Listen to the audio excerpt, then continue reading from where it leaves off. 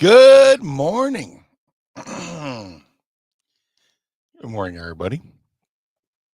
Oh man, it's that time again. Can't believe it's Saturday already. Where does the time go?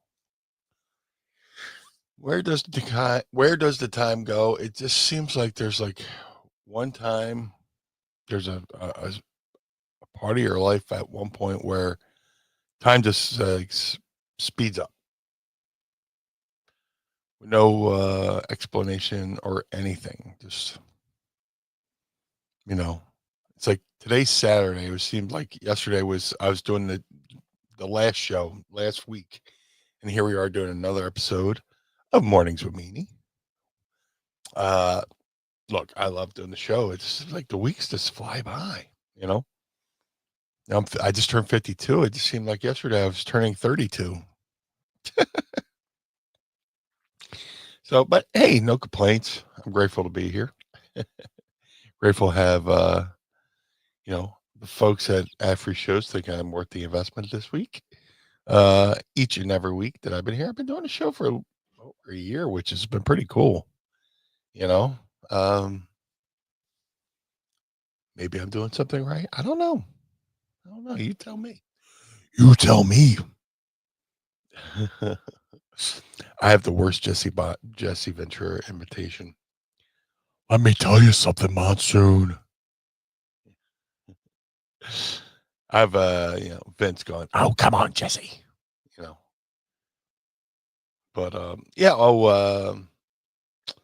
was good to see Jesse back on Saturday Night's Main Event last week, even though I think he said NBC never allowed cage matches on Saturday Night's Main Event, and the internet was quick to point out that yes, there's two cage matches on Saturday Night's Main Event: Hogan and Boss Man, which is a good match. I remember that one, and the infamous Paul Orndorff Hogan match where they both jumped at the same time and hit the floor at the same time, and they did the video instant replay,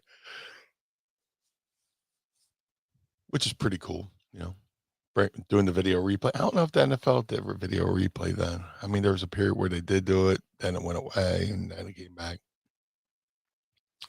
But we have video replay on Saturday Night's Main Event. Yeah, good to see Jesse back. Always colorful as ever. You know, you know, I just a voice of my childhood. You know, um, I remember Jesse, having his own interview.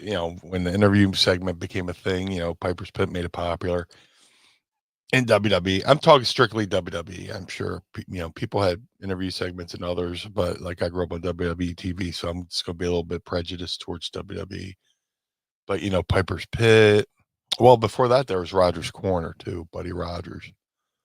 But he kicked up in the gear with Piper's Pit with Roddy hitting Jimmy Snuka with the coconut, and they were off to the races.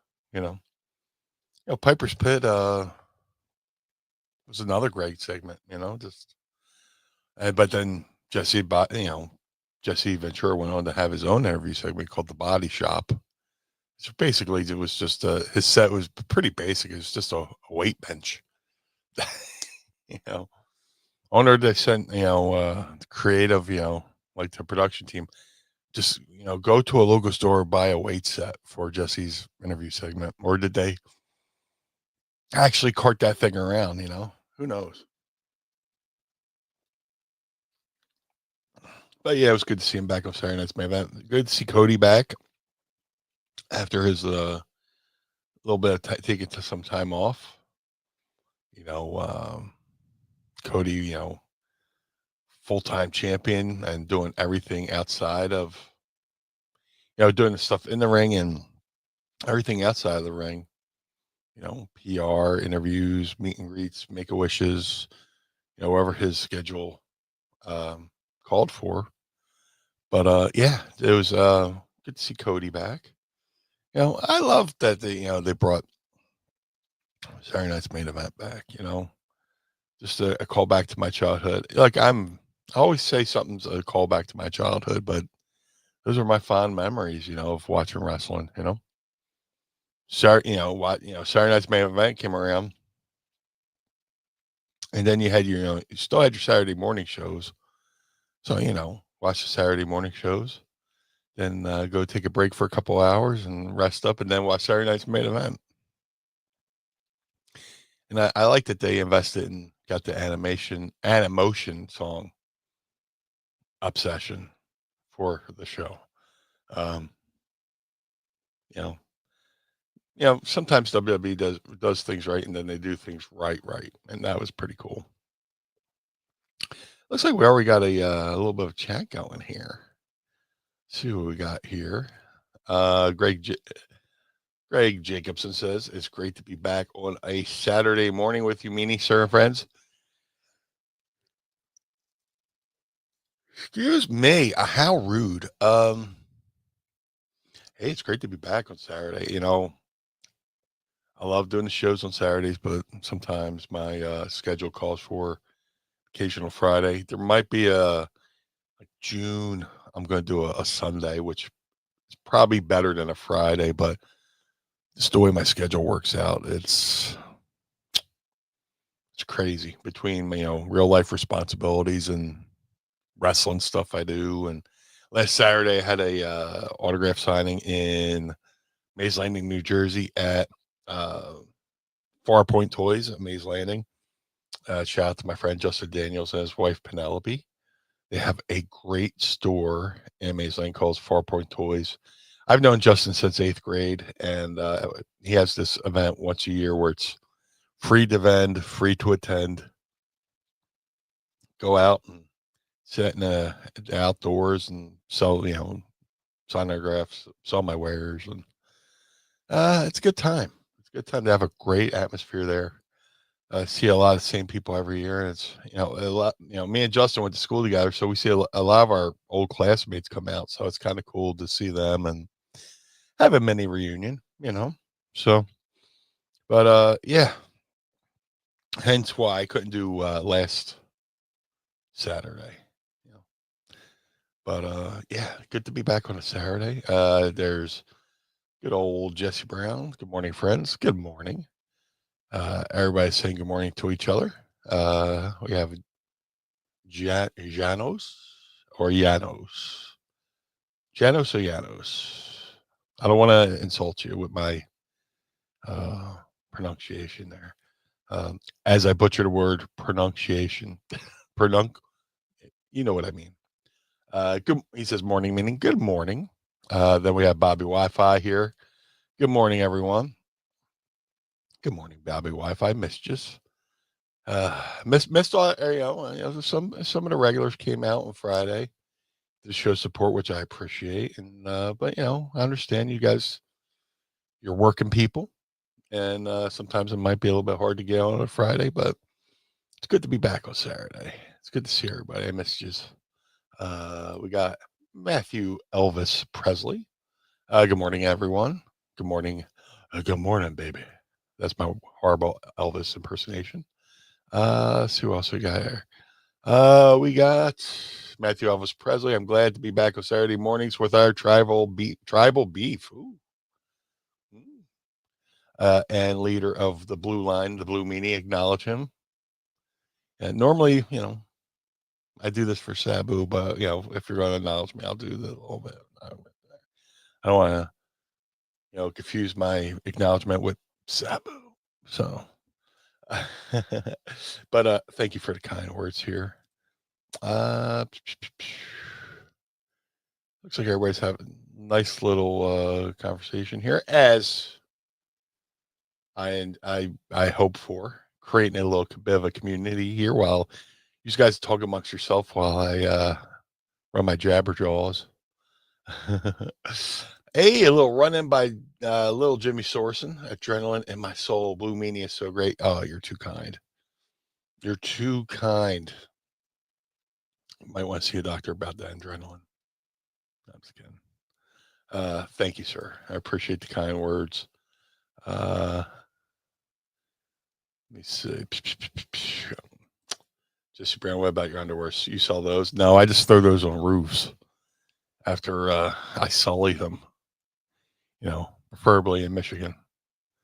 Somewhere in Michigan, there's a pair. Inkster, Michigan. There's at a rec center. Probably have a pair of my dirty underwears. Uh, Little Jimmy Sorensen says, "We're here to entertain the meanie, so we will follow your schedule." Wow, you're too kind. But yeah, what's going on here? Save those for later. Man, shout out. Speaking of voices of my childhood, uh, shout out to Jim Ross. Shout out to JR. JR had a little bit of a health scare that he's going through that we're all supporting him through. Jim Ross, dude, I first discovered Jim Ross on Bill Watts' UWF Saturday nights on a UHF channel that broadcasted out of Central Jersey. So Saturday night, I think the channel was primarily infomercials, the weather, but on Saturday nights they had Bill Watts' UWF, and then after that they would have the Power Hour, which it was UWF matches from somewhere in Texas. And Jim Ross was the voice of those shows. And man, talking about a guy who is considered one of the all-time greats, and deservedly so. I mean, I hate Mount Rushmores because I hate limiting anything to like 4 numbers when there's, because it's forcing you to slight people. But he is on everybody's top lists of announcers. You think Jim Ross, I think Lance Russell, you think Gordon Soley, Joey Styles, I'll put in there.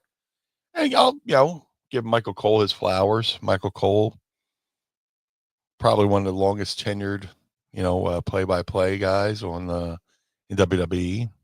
Still killing it, considering, where Cole came from to where he is now. He's doing a great job. But, I mean, Jim Ross is one of the voices, man. And a huge signature, not on wrestling just with his voice, but behind the scenes as well. Being on booking committees and I was in WWE, he was in talent relations. Jim was a great guy, man. He, I remember going to WWE and having my first meeting, about my contract, and basically, he was the man who helped me sign my deal. I met with him. I met with the lawyer, whose name escapes me right now. I'm embarrassed to say, but it was a simple conversation. Hey, we talked about a contract. We talked about it and sign it, and we were off to the races. Jim Ross, signature. I have a copy of my contract around here somewhere. I got Jim Ross's signature on there, which is pretty cool. But Jim had Jim's beloved. The whole wrestling community loves Jim Ross. And he had a little health scare, which sucked, to hear about. Just I like Jim. Jim's always been good to me, and he's been doing great stuff in AEW. And a couple weeks ago, Jim took to his Twitter and I think it was on May 15th. May 15th, Jim Ross went on his Twitter and said, "Diagnosed this week with colon cancer, surgery being scheduled in the next week or two. I appreciate your concern and support, and the wrestling community had a huge outpouring of love for Jim Ross, um, deservedly so. Um, and then later on the episode of Grilling Jr. Um, um, on a recent episode of Grilling Jr. right here on Ad Free Shows, Ross shared that the cancer had affected two areas of his body, and he was going to have surgery on May 27th. He said, "Getting ready for surgery, that's always a stressful, but I've prepared myself mentally and physically to endure the situation." Which, man, I can't understand. Well, I mean, I I couldn't even wrap my mind around, having to prepare for something like that. I've had a couple surgeries in my life, but something like that, you know, and Jim's been through a lot of stuff. He's a warrior, mentally, physically, just to endure some of the things he's endured in his life. And it's another chapter. I'm confident, Jim Ross will kick cancer's ass and, be back to, what he's going to do. But, JR also acknowledged that, in his recovery, he might have to slow down a little bit. It's understandable. You know, I was in WWE, and the company was talking to me about losing weight, and Jim was, the kindest one to talk to me about it. And he's like, get a little bit older, your body doesn't recover like it used to, and your metabolism slows down and all that stuff. And, you know, even back then he was preaching, the possibility, take care of the body and stuff like that to me when I was going through my, when I went right before I went to my skinny meanie phase. So, but Jim, has been through it. Had the two bouts of Bell's palsy and fought through that and endured. So I can see Jim enduring this, but he might have to slow things down. Jim said recently, "I'm thinking of really slowing down. I'm Let me start that one over. I'm thinking I'll really slow down after the surgery. I'll talk to the doctor and see what he says. I'll try to really slow down when this is over. Make a few autograph appearances, which I love to do, and see what Tony Khan's got ready for me in AEW." And that's the smartest move, you gotta let your body heal. When you go through procedures like this, a lot of mistakes, in wrestling. There's that old wrestling mentality of don't work, you don't get paid. And thankfully, for a guy like Tony Khan, who's very understanding and it's wrestler friendly, and you know, Jim Ross has kind of earned that flexibility, to take some time off and recover from the surgery. Um, Ross, he's hopeful to stay active post surgery. He recently said, "I could still do my schedule I had, but I don't know if anybody else believes that. I believe it. I still would love to do the pay per views in AEW, but I don't know if Tony will want me on. I don't know." I say, Jim, one of the best announcers ever in the wrestling business. You know, bring him out for the big shows, the big fights. Um, you know, I mean, look, ever having Jim Ross on my TV every week would be awesome, but you gotta do what the physician, do what the physicians tell you to do. You know, he's had the surgery. He needs to rest. He needs to recover. He needs to do, enjoy life. I binged all of Jim Ross's books right in a row. He's got like three books out. Binged them, and Jim's a worker. Jim's a hard worker. I mean, not like a wrestling in the ring, worker. But well, yeah, he is a worker because he's been working in the wrestling business for since the '70s. As a ref, as an announcer, behind the scenes. But he can't slow down. He's a workaholic. There's the word I was looking for, a workaholic, and self-admittedly in all his books. But like the quote I just read, you know, needs to slow it down. Needs to slow it down and get some rest. Let the body heal. You know, see where that goes. But Jim Ross, you know, thoughts are with him. You know, when they go back, hopefully when they go back to see how the surgery did, you know, be good to get a clean bill of health. But apparently, were able to remove most, if not all of it. So happy for Jim.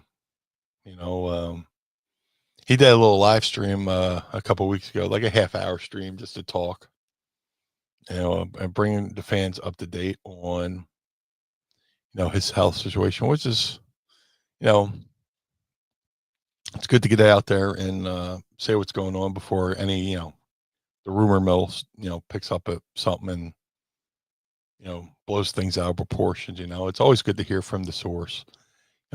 So it was good for Jim to go out there and let everybody know what's going on. But yeah, Jim Ross, man, he's the voice of a generation, just like Jesse Ventura.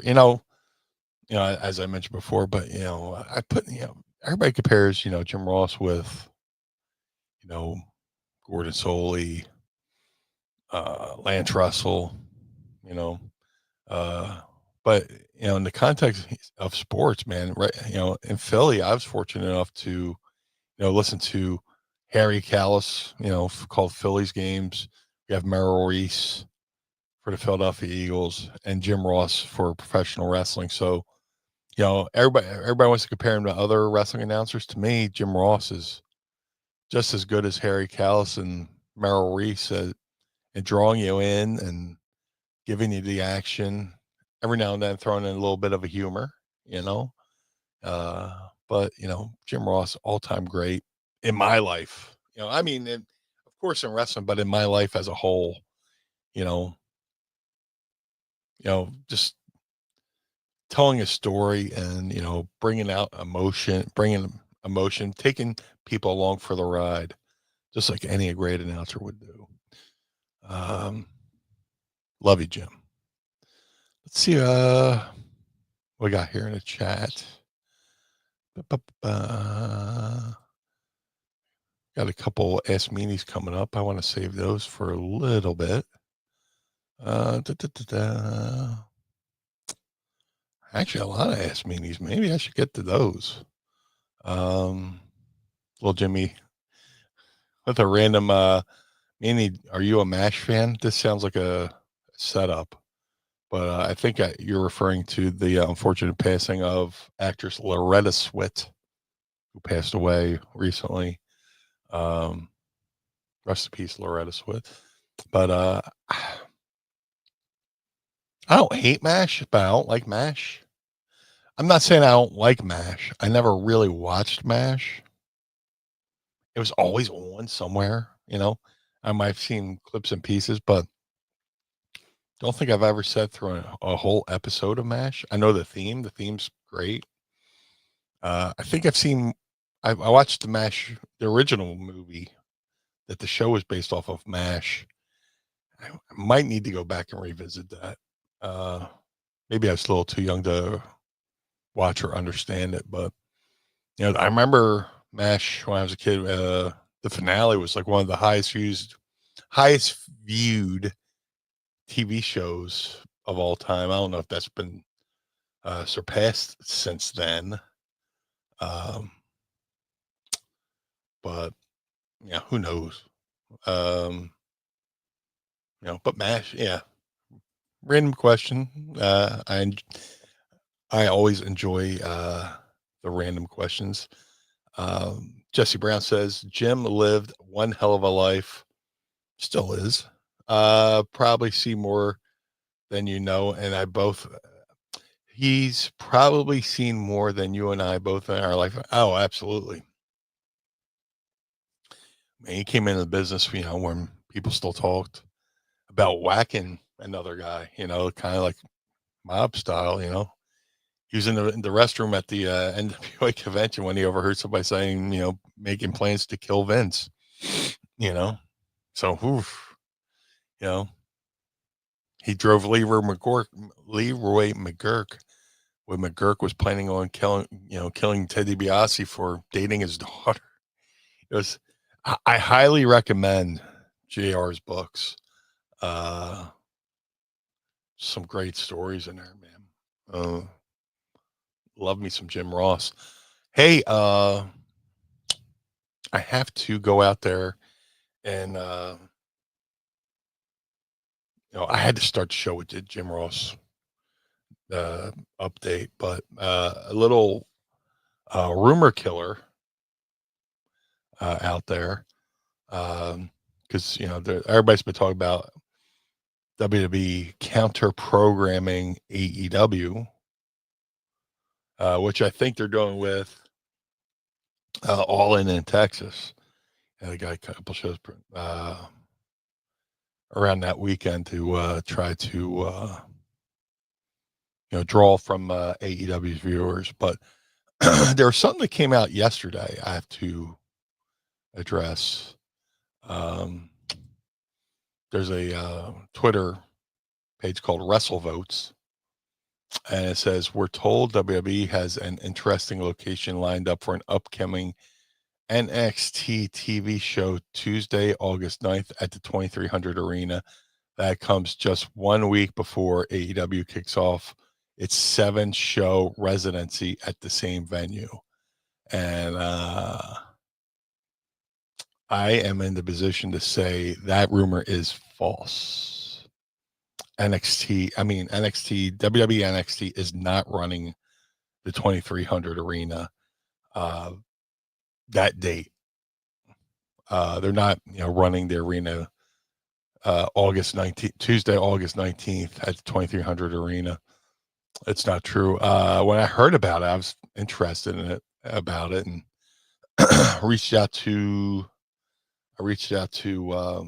the arena to say, hey, is that true? NXT's running the arena, and it's got a simple reply of nope. So I'm sure at that point, a million people reached out to him about it, going, is that true? And Roger, who runs the arena, reached out to me and just with a simple nope. So spread the word. WWE's not running NXT in Philly for AEW shows. I can see where it's easy to believe that, because WWE's done that, and I'm not not throwing shade at WrestleVotes. A lot of people source them for news, and that's cool. But in this case, NXT is not running the 2300 Arena. So tell all your friends. Go tell the other bands what you saw here. I mean, speaking of WrestleVotes, there's a report, put out there. They've been sourced as a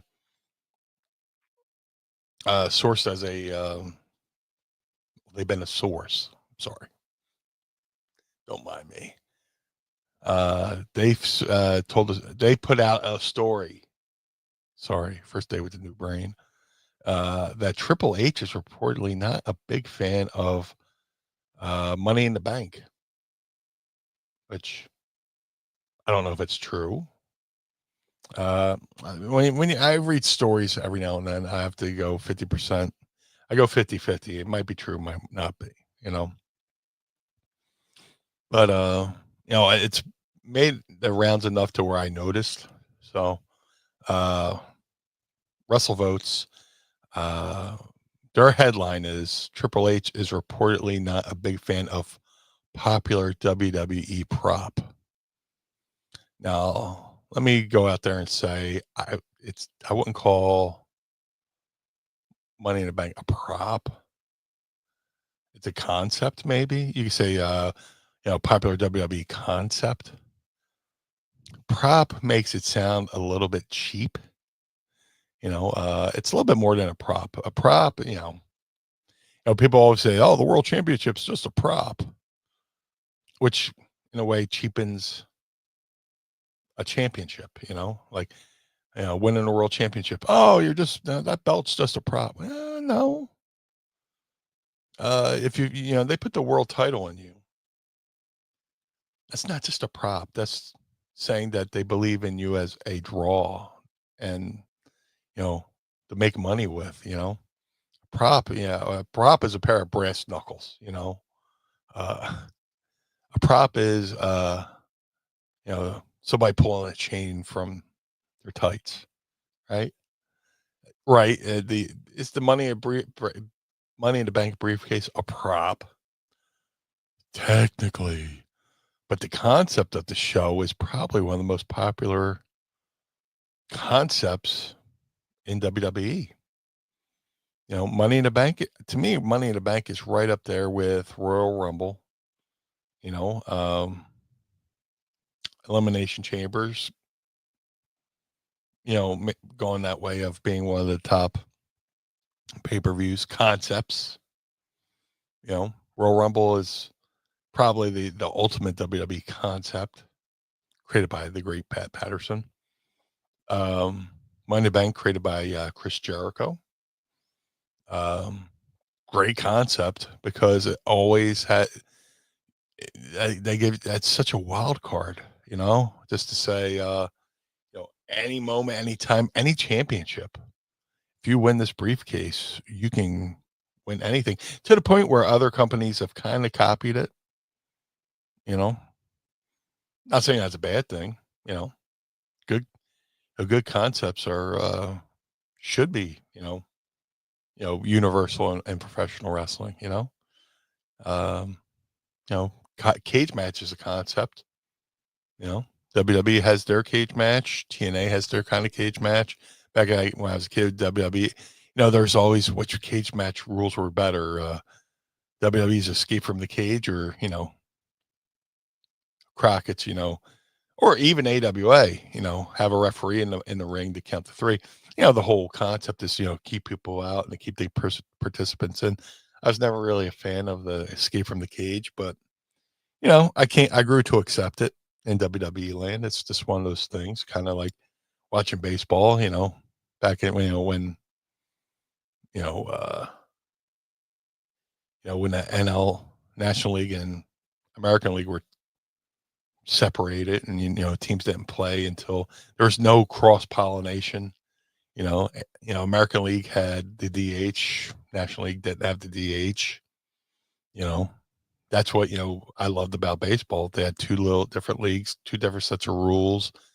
And then, like, during the World Series, of a National League team had to go to the American League team, they instituted the designated hitter, and American League team went to at the National League. The pitcher had to, come to bat, different rules. And, that's why, I loved about wrestling. WWE had Escape the Cage, Crockett. And the rest of the world seemed to have the referee in the match. Money in the Bank. You know, you win Money in the Bank, you get to call your shot one time, anytime throughout the year. And like AEW has their version of it, and big fan. You know, um, but there's rumors that Triple H isn't a fan of it, which uh, I don't know what I don't know why. But you know, um, when you think of a concept like Royal Rumble, Royal Rumble, there's a process to booking that, and you know, uh, ebbs and flows. Money in the Bank, basically, and now in recent years, it's both Mr. and Mrs. Money in the Bank. Uh, so you have two championships to book for. Money in the Bank was always the best part of WrestleMania for years before Money in the Bank had its own, you know, show dedicated to it, its own pay-per-view. I was right there. I was arguing between saying pay-per-view or PLE, but I'll probably still call PLEs pay-per-views, you know. But just like I always call X, I'll still call it Twitter. I'm not switching. Not switching. Um, but Money in the Bank used to be the hot start of WrestleMania for a couple of years. CM Punk won a couple of them, and then they made it its own event, and I think it's one of the most anticipated events of the year. You know, and I'll say this: the original four, and this is just my opinion, of course. The original, WWE has their original four pay-per-views: SummerSlam, WrestleMania, SummerSlam, Royal Rumble, Survivor Series. And Survivor Series kind of been making its comeback. The original, Survivor Series concept was interesting. Teams of five strive to stay alive. But now with the addition of War Games, that's added some flavor to Survivor Series. But I would throw Money in the Bank as a fifth, top pay-per-view. It's not an original four, but as far as like anticipated events, concepts that they've created, I'll put Money in the Bank up there, maybe before Survivor Series, WrestleMania, Royal Rumble, SummerSlam. I would rank Money in the Bank fourth and then Survivor Series fifth. It's at least, moved into the top four, in my opinion. Tell me in the chat what you think. Ooh, did I sound like a YouTuber there? Just give me some comments in the chat, if you will. Okay, yeah, Wrestle Votes to go. WWE's chief content officer, Paul Triple H Levesque, is reportedly not a major proponent of the Money in the Bank briefcase concept itself. Oh, they said concept. According to Wrestle Votes Radio, the news came to light during the discussion about the unusual late August schedule for the 2026 Money in the Bank premium live event in New Orleans. Speaking on Sportskeeda WrestleVotes Radio, TC of WrestleVotes stated, "I've been told Triple H was not a big fan of Money in the Bank prop as a whole." Please stop saying prop. This is noteworthy, giving Triple H influence in WWE creative and longstanding status of the Money in the Bank ladder match. It is a career-altering opportunity for WWE superstars. Very true. The winner of the match receives briefcase. Oh yeah, I'm basically describing what the match is here. Let me scroll. Let me get to despite Triple H report personal views on the prop. Please stop saying prop. Unless Triple H is saying prop, then they're just quoting Triple H. But I think it's just my opinion. It's more than a prop. The Money in the Bank event remains a key fixture in WWE's schedule. 2025 edition is scheduled to take place Saturday, June 7th from the Intuit Dome in Los Angeles, California. That card, it will feature both men and women's Money in the Bank ladder matches alongside other bouts, such as undisputed WWE champion John Cena, teaming with Logan Paul against world champion Jey Uso and Cody Rhodes, which they set up on Saturday night's main event. Following this, New Orleans is slated for the 2026 Money in the Bank PLE, reportedly in August. And I'll say to this.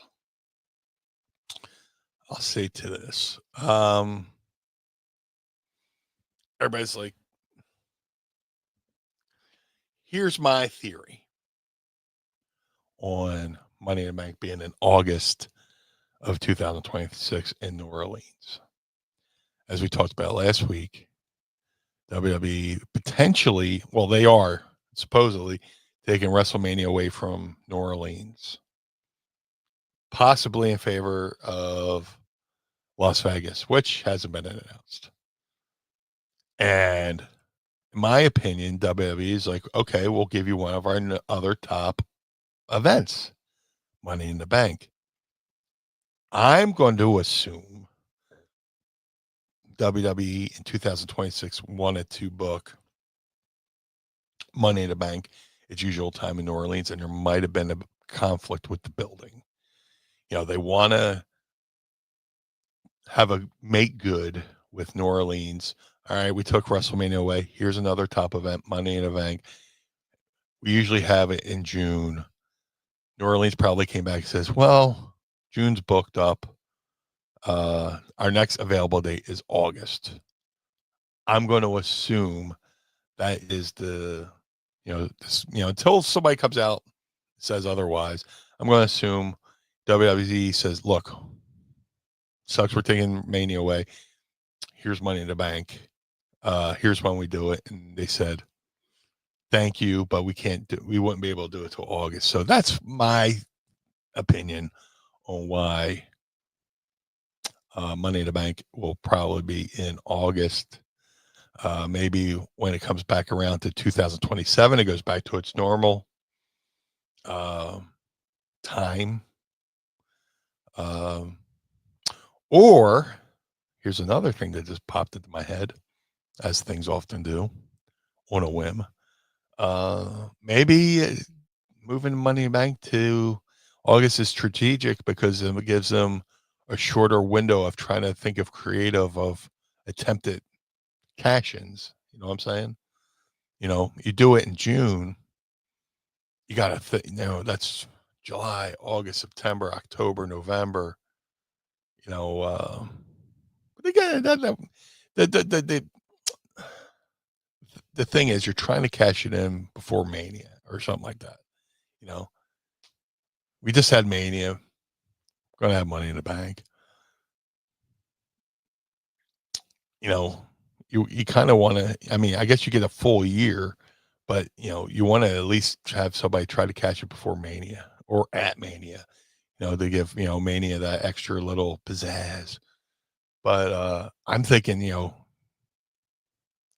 if they're moving it to August, it could be for the fact that they're shortening that time between Money in the Bank and WrestleMania for cash-in opportunities. But that's just me riffing off the top of my head.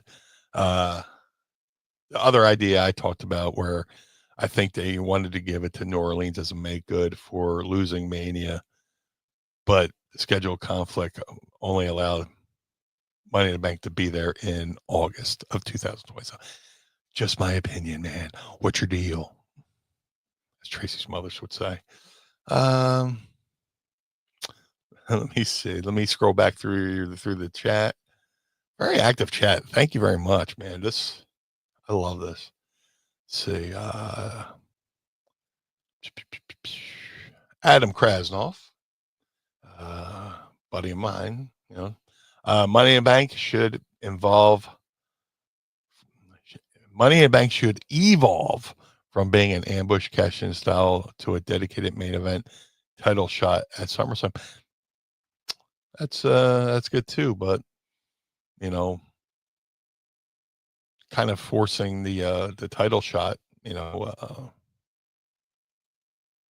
takes away from the thrill, the concept of it being anytime, anywhere.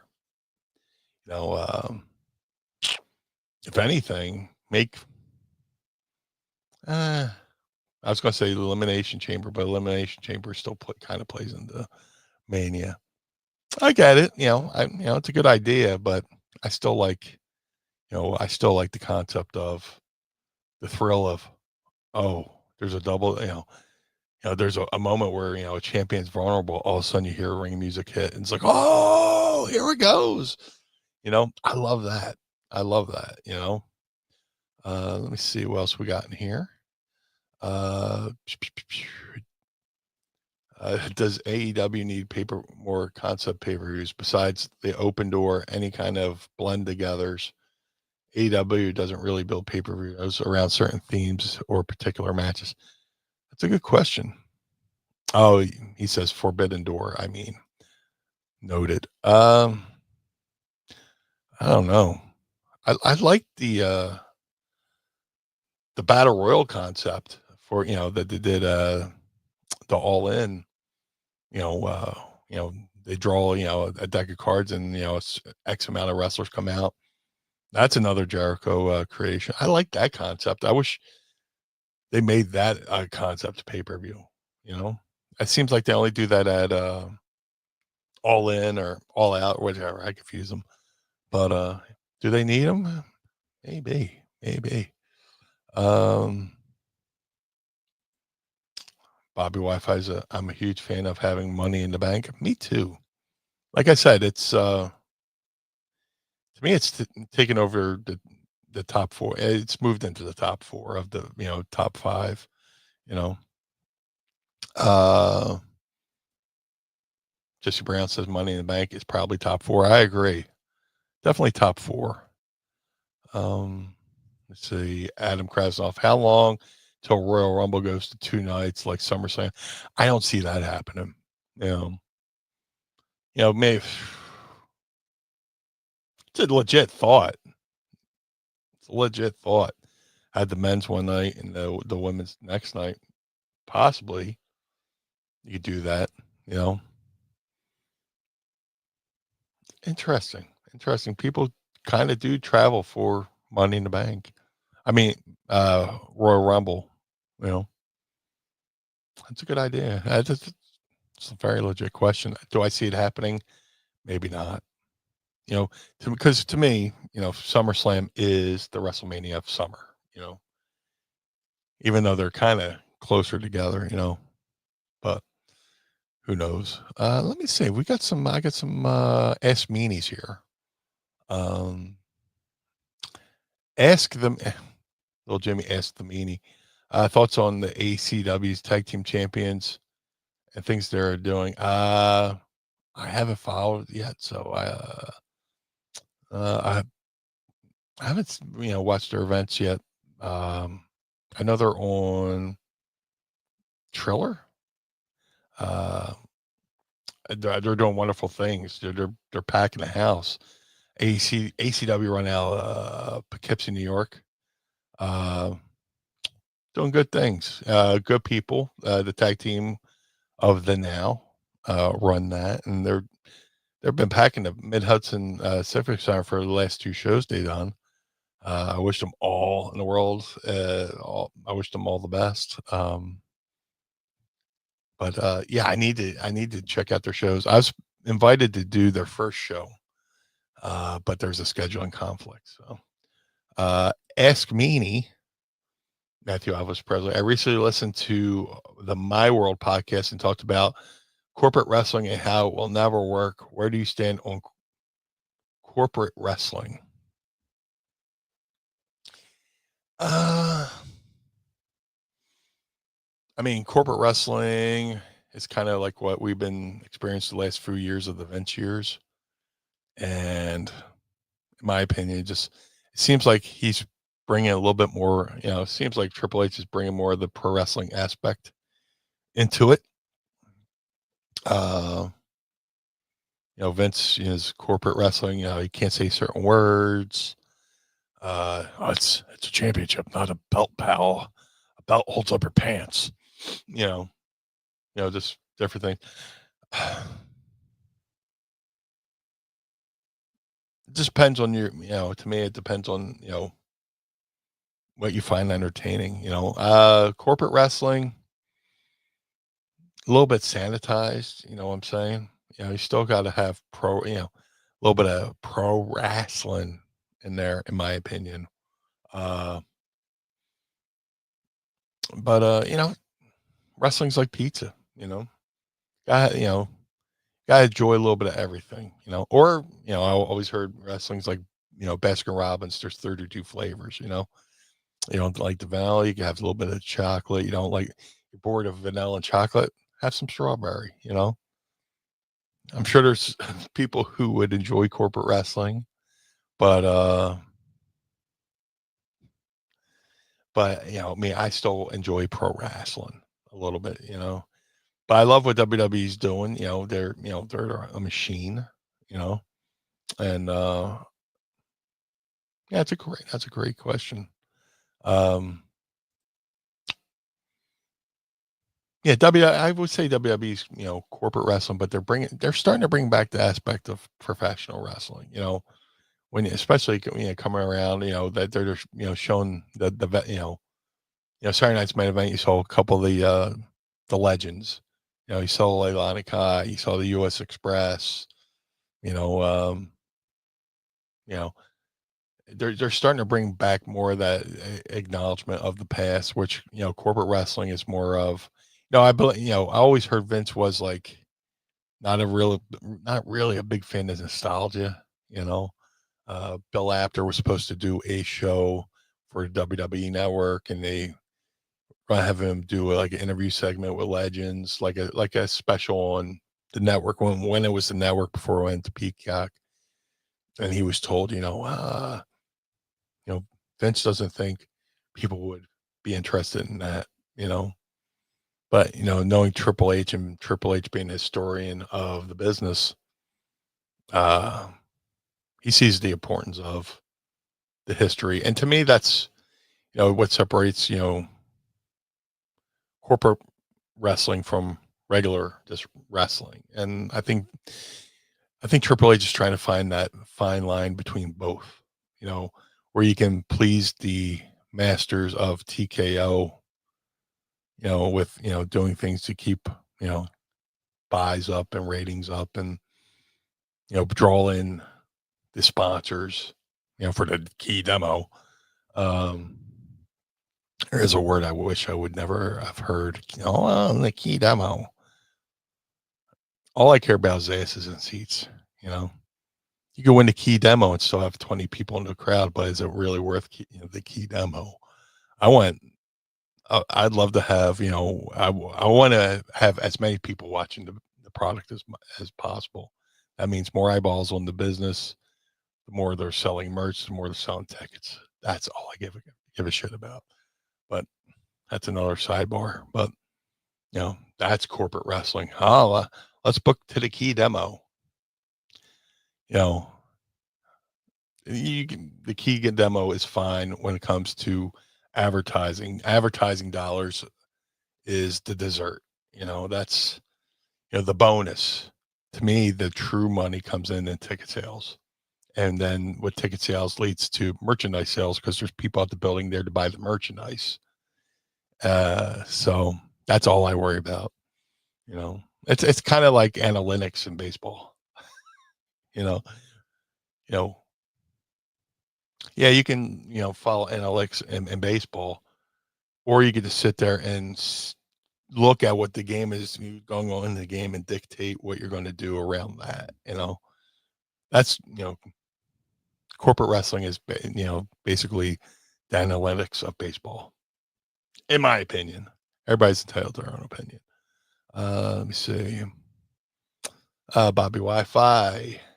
It's Meanie. I would be interested in hearing how Vince set up the WWF when he bought it from his father in '82. What departments did he have to create after buying it? I would. What book did I just get? Um, it might have been Six Pack. There's some book that just I listen to so many audiobooks and I can't think of it right now. I'll bring it up next week. But Vince, slowly started to get his feet wet in the promoting with his father gave him a town up in New Hampshire, to run, to get his feet wet. And then he was running a building in Cape Cod. And he was booking everything from pro wrestling to the Harlem Globetrotters, everything like that. But after he bought the WWF, uh, there's a book out there for it, and I'm blanking on it, and I apologize. But uh, hit me up next week. I'll look into that. I want to say it was the Six Pack book that talked about the early, formation of WWE. Keith Elliott Greenberg's book, Bigger, Badder, Better. That's the book. Get that book. And there's some really good insight into what went on when, because they had to talk about everything leading up to WrestleMania 3, right? So, and they talk about the building of, WWE, Vince buying the company from his father. So I refer to you to that book, which is an excellent book. Uh, Bobby Wi-Fi asks, I would be, oh, I just read that. Sorry. Ask Meanie from Adam Krasnoff, WrestleMania 15, Road Dogg and Billy Gunn were swapped out between the IC and hardcore belt matches last minute. Was that a Russo idea to swerve fans? I don't even know what the idea behind booking that was. It was definitely it was interesting seeing, Billy with the hardcore belt, that was interesting. It was different.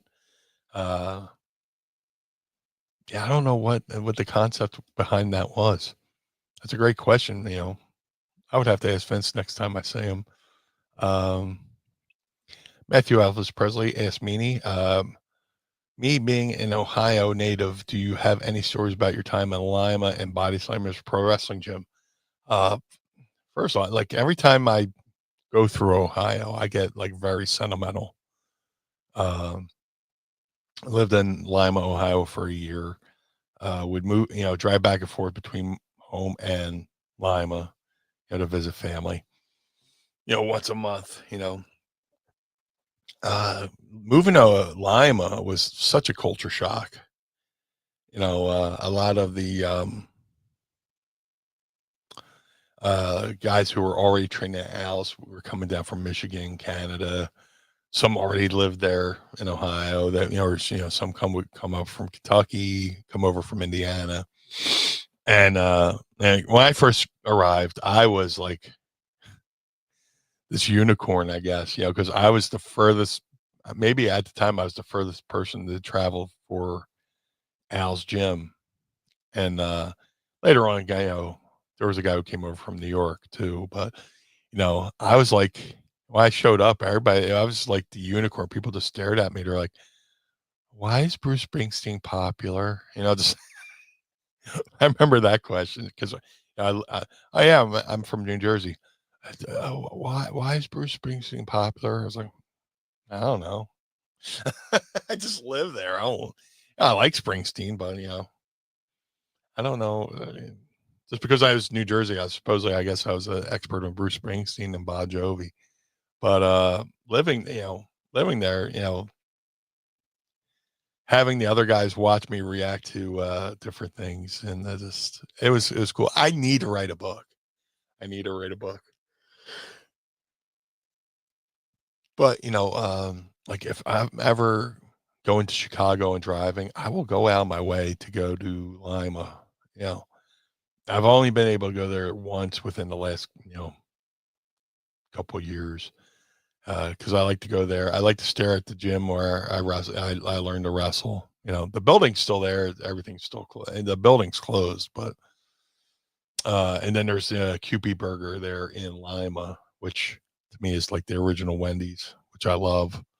You know, but it's like Wendy's, but like everything's locally farmed. Um, but yeah, I stop by there every time. Let me see. But yeah, I loved living in Ohio. I just drove through for Square Circle Expo in Indianapolis, and I'm on that I-70 all the way through because I would go to I-70 and then Columbus. There's a circle, and there's a road that goes basically straight up into Lima. I'm always tempted, to drive up to Lima. I would do it more. Like I, I like QP Burger, but they last couple trips out there, they were closed on they're closed on Sundays now. So I always drive back on Sundays, but I would drive the extra 2 hours out of my way just to go there and have a burger. But yeah, I love living there. Let me see. Ask Meanie. I recently watched Sabu versus Lightning Kid NWA Grand Slam. It's one of Sabu's best matches, if not, it was the most underrated. Your thoughts on the match? My dad wrestled for the Sheik. Oh, awesome! I am currently listening to the Sheik audiobook. What was it like? Dude, that Sabu Lightning Kid match, one of my favorite matches of all time. Um, uh, I liked the Sabu Lightning Kid match so much that like when I was helping promote the wrestling promotion 3PW out of Philly, and X-Pac became, Lightning Kid became available. He had been released from WWE. I was like, we got to book Lightning Kid versus Sabu, and I think we booked it almost on the, maybe the 20th anniversary of that match, maybe. But we booked it in 3PW, and it was just like a little nerd project for me. It's something I really take pride in the fact that I had to, thought to go to. Todd Gordon was the booker of 3PW, but I went to Todd. It's like, hey man, X Pac's available. Have him against Sabu, and it's pretty cool. That great match, ahead of its time. Kind of like watching Dynamite Kid versus Tiger Mask that first time. You're like, what the hell did I just watch? In a good way. Uh, Sabu was just so aggressive. He, scared me. I was like, oh man. And this is around the time I'm thinking about getting into wrestling. I'm like, oh man, I don't know if I could do that. No, I was trained to be a wrestler. I was in wrestling doing shows, and it's like when I watched Jeff Jarrett versus Shawn Michaels, I was like, ooh, I would never be able to do that match. Do I want to do this? you know, that's the high bar, man. Ooh, that match was awesome. Sabu, Lightning Kid, awesome match. I was like, man, I don't know if I would ever be able to do a match like that. That's why I was trying to get into the business. But great match. Great match. Booked by Dennis Corluzzo and Ed Sharkey and Mick Karch. Um, doing the play by play. That whole event was pretty good. They had a second one as well. Before we get out here, let's a couple more. Let me see. Let's see.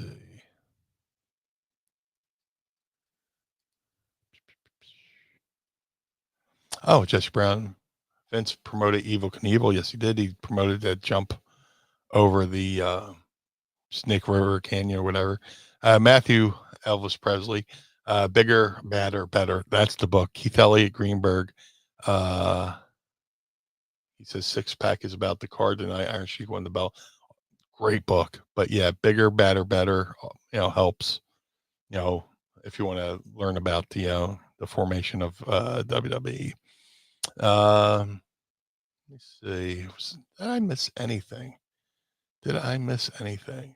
The rumors of Goldberg having his final match is still circulating. I've seen people talking about, what's he going to do? Who's he going to wrestle? Off the top of my head, I would always think, Goldberg basically started his career in Atlanta. Maybe have his final match in Atlanta. Basically be like a full circle moment. His career started in Atlanta with WCW. I don't know if technically he had his very first match in Atlanta, but symbolic of WCW, Atlanta being WCW's home base. I could see him wanting to have his last match.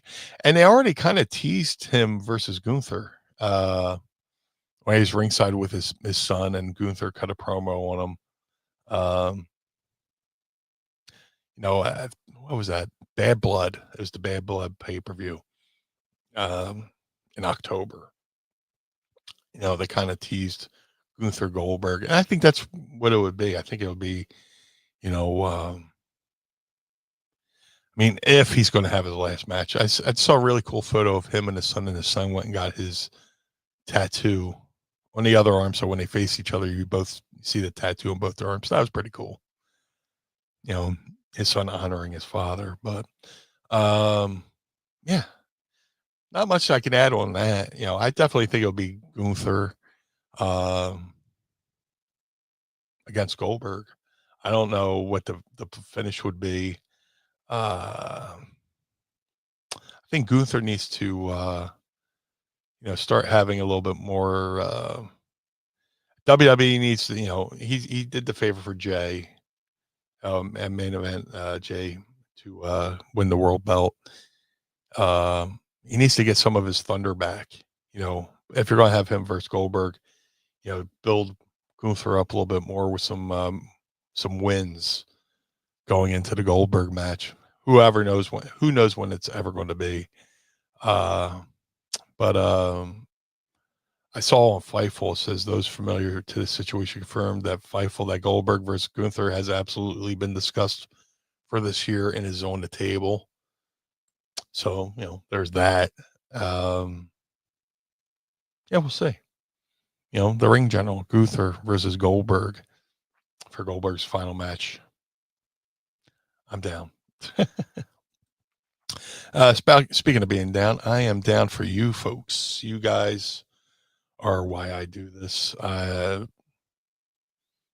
you for having another edition of sitting here and watching me run my choppers here on a beautiful Saturday morning. I think a little overcast. Never mind. I thought I saw the sun for a second there. Jesse Brown hops in. Al Snow is a great social media follow. His humor is great.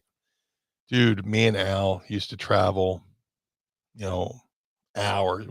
I spent so much time in the car with Al Snow to the point where, you're getting to, you're into a 6-hour ride and you're just tired and everything just seems to be funny. We were driving from Philly to Ohio and it's going to be like 7 a.m. Sun's coming up and whatever somebody says, whatever either one of us would say would be like the funniest thing we had ever heard, even though, if we had been well rested, it might not have been as funny. But so again, I gotta write a book.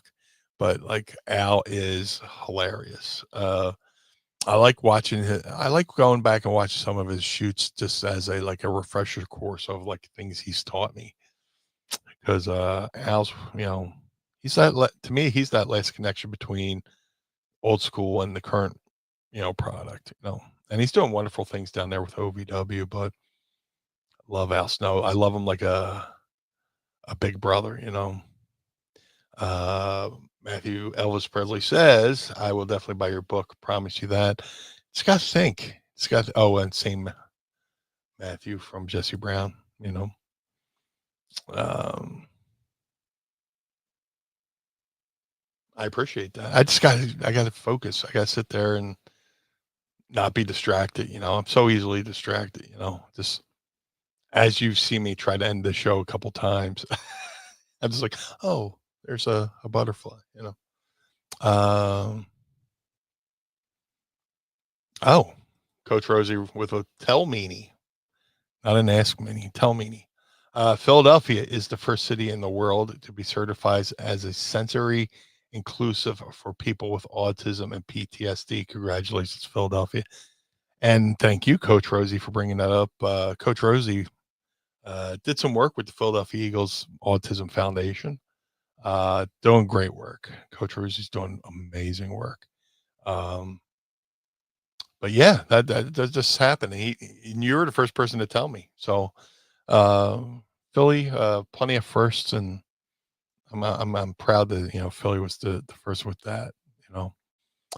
Coach Rosie says, "Love you, Meanie, love you too." Yeah, but that's it. A little overtime here.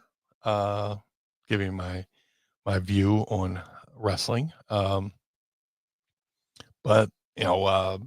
thank you for being here. Thank you for being here on another edition of Mornings with Meanie. Thank you for entertaining me as I entertain you. If you like it, tell a friend. If you hate it, tell an enemy. But most importantly, tell somebody about it if you enjoyed it. Please let Ad Free Show knows that they made a wise investment with having me here every Saturday morning, as I enjoy doing this. But yeah, it's been a great show, great week. Have a great week. Next week, we'll have another Saturday. It's good to be back on Saturdays. Oh man, let me see. Matthew Elvis Presley, before you go, I'm telling you seriously, you need to write a book. People would love it. I appreciate that. I used to write a blog back in the day. I wish I had all those entries. They were like diaries, but again, if you like the show, tell a friend. If you hate the show, tell an enemy. But most importantly, tell somebody, especially after your shows. But for Mornings from a Meanie, I'm the Blue Meanie. Join me each and every weekend, Friday, Saturday, or Sunday, mostly Saturdays, as we have another edition of Mornings with Meanie. Stay happy, stay healthy, stay safe, but most importantly, you know, be happy. I really appreciate you guys. Till then, see you next week on